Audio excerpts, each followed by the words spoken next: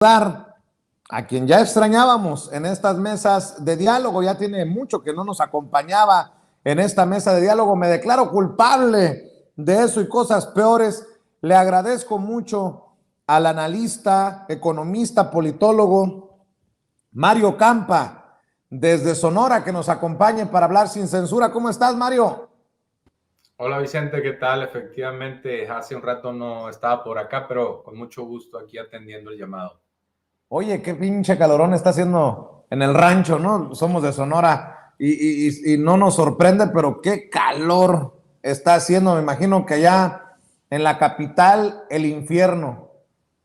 Sí, algo digo, hay momentos en que cede un poco por las lluvias, pero efectivamente hay otros días en que ya 48 para quienes nunca han podido poner un pie aquí en Hermosillo. Bueno, y a los que les va a dar el soponcio es a los conservadores. Hace unos minutos seguramente escuchabas en la mesa de diálogo que Hamlet Almaguer, el diputado, hablaba de la reforma tributaria, la reforma fiscal que inmediatamente se pone a cocinar en Colombia con la llegada de Gustavo Petro a la presidencia. No esperaron nada y se ha presentado esta ambiciosa reforma tributaria enfocada a que los más ricos paguen más impuestos. Y yo quiero insistir en este tema, por eso te he pedido que nos acompañes, tú eres experto en estos análisis, porque lo mencionaba hace rato como un despertar del pueblo. Es un despertar también de los políticos que buscan gobernar naciones para destetarse del poder económico, separarse de esos poderes privilegiados históricamente por los gobiernos, Mario.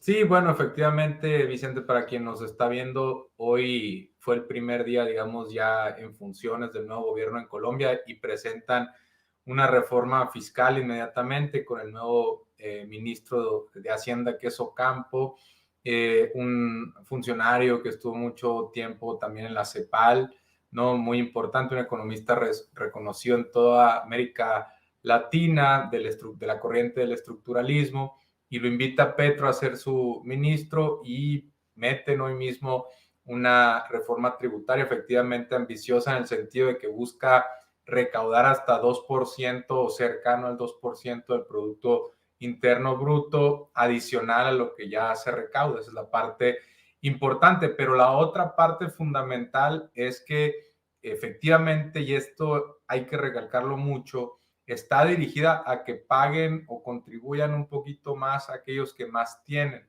específicamente el 2% más rico. En Latinoamérica e incluso en Colombia, con esto ya formalmente se pone punto y final a la propuesta del anterior presidente Iván Duque, que fracasó y que llevó a las personas a manifestarse y a un conflicto social. Esa reforma no era particularmente progresiva, ¿no? En un inicio incluso era mucho menos, después trataron de hacerle algunas modificaciones, total que no fue aprobada. El problema es que a la derecha generalmente usa como encuadres esto de vamos a ampliar la base fiscal, la base tributaria, que se integren a la formalidad, eso dejando eufemismos, muchas veces se refiere a vamos a ponerle más impuestos a los pobres, así como lo digo, y en este caso, la propuesta que hace Petro es muy específica en algunas pocas medidas, pero que pueden ser muy eficaces, ¿no? Por ejemplo, en el impuesto sobre la renta, que tiene una tasa máxima del 39% en Colombia, pero el problema es que hay muchos ingresos que escapan a esa declaración. Por ejemplo, los dividendos. Cuando tú tienes acciones en una empresa, particularmente, por ejemplo, en las que cotizan públicamente, cada cierto tiempo se decretan dividendos, que es un pago que se hace en proporción al número de acciones que se tiene en una empresa. Y esos, por ejemplo, tienen una tasa muy inferior a la del resto de los ingresos, por ejemplo, de los salarios. Entonces, los ricos, que son los que muchas veces reciben esos dividendos, terminan tributando muy poco por eso o por otro tipo de ingresos, le llaman allá pues infrecuentes o algo así, por ejemplo, de la venta de bienes inmuebles. Realmente cuando se vende una casa, pues allá muchos de esos ingresos no se reportan, herencias no se reportan. Entonces, se busca hacer más progresivo el impuesto sobre la renta, en el sentido de que quien gane más pague incluso más tasas más elevadas. Se busca reducir las exenciones también. Hay un nuevo impuesto también que tiene que ver con el patrimonio. Es un impuesto a la riqueza. Muchas veces nos enfocamos en el impuesto sobre ingresos o salarios, pero en este caso es sobre el patrimonio. Impuestos a las empresas hay muy poca novedad, sobre todo se buscan menos exenciones. Y hay un componente muy importante medioambiental. Esto es algo que ha marcado, digamos, en los primeros, durante toda la campaña marcó a Gustavo Petro, que es una arista medioambiental muy importante. Y, por ejemplo, ahora con esta reforma fiscal está proponiendo impuestos para bebidas azucaradas, alimentos ultraprocesados, plásticos de un solo uso. Está proponiendo un impuesto del 10% a las exportaciones de carbón y de petróleo. Y eso sería... Mario, sí. Va en camino para que los conservadores, si son igual de bravos en Colombia como en México, le llamen dictador a Petro.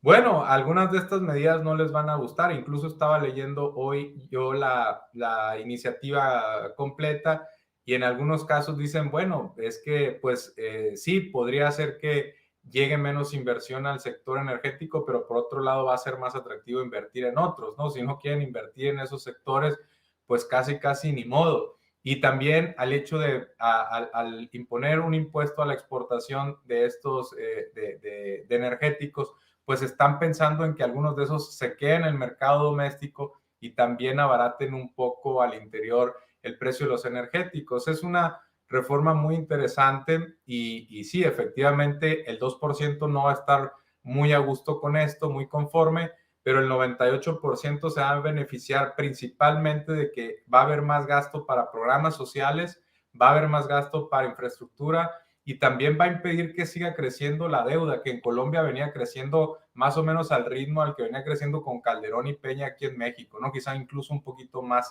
aceleradamente, ¿no? Ya que lo pusiste sobre la mesa.